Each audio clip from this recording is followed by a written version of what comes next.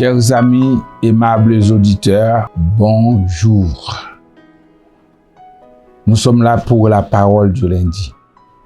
Et nous allons lire cette parole dans 1 Jean. 1 Jean, chapitre 1er, verset 3 et versets 6 et 7. Voilà ce que dit la Bible. Ce que nous avons vu et entendu, nous vous l'annonçons. À vous aussi, afin que vous aussi vous soyez en communion avec nous.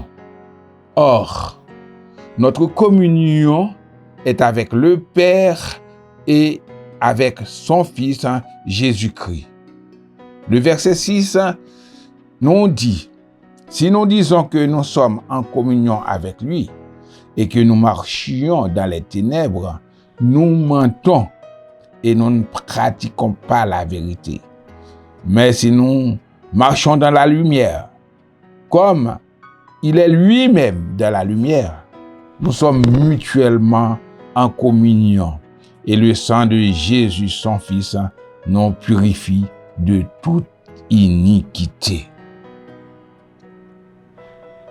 Ce passage nous invite à vivre une communion sincère, une communion totale.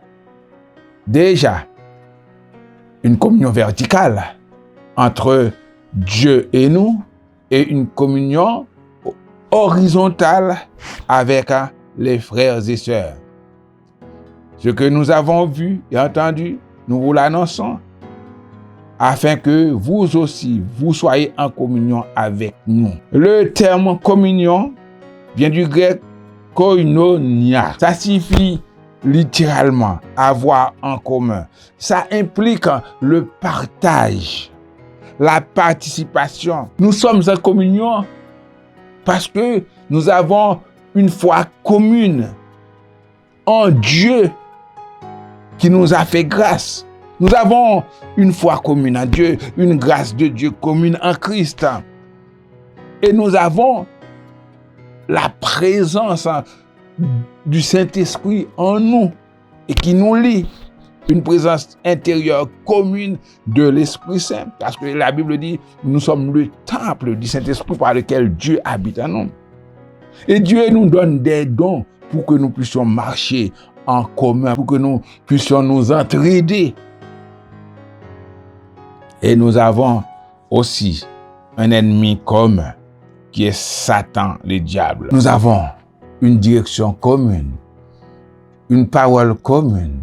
C'est l'écriture, c'est l'enseignement de la parole de Dieu.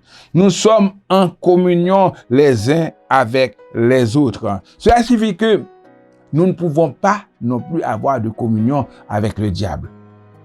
Ça dénote une sorte de sanctification. Nous ne pouvons pas avoir une communion avec ceux qui vivent dans le péché. C'est une sanctification. Si nous disons que nous sommes en communion avec lui et que nous marchions dans les ténèbres, nous mentons et nous ne pratiquons pas la vérité. Dis-moi qui tu entends, je te dirai qui tu es. Nous ne pratiquons pas la vérité, sinon si notre vie se mêle avec les gens du monde. Quel rapport y a-t-il entre ténèbres et lumière? 2 Corinthiens 6. Frères et sœurs, nous vous invitons, vous qui êtes serviteurs de Dieu, vous qui êtes croyants.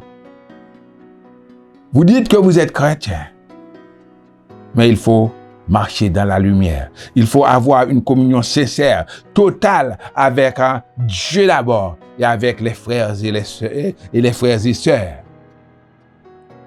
Si nous sommes mutuellement en communion, le sang de Jésus, son Fils, nous purifie de toute iniquité.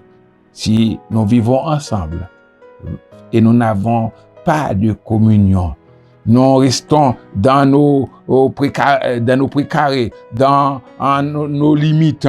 Nous ne vivons pas avec les autres. Il y a des distances, il y a des barrières entre jeunes, entre vieux, entre responsables et les autres. On ne vit pas, on vit que dans son cocon, dans son petit groupe. Non! Il faut vivre avec les autres, quel que soit leur âge, quelle que soit leur richesse, quel que soit à leur degré intellectuel. Il faut vivre avec les autres quand on est en Christ.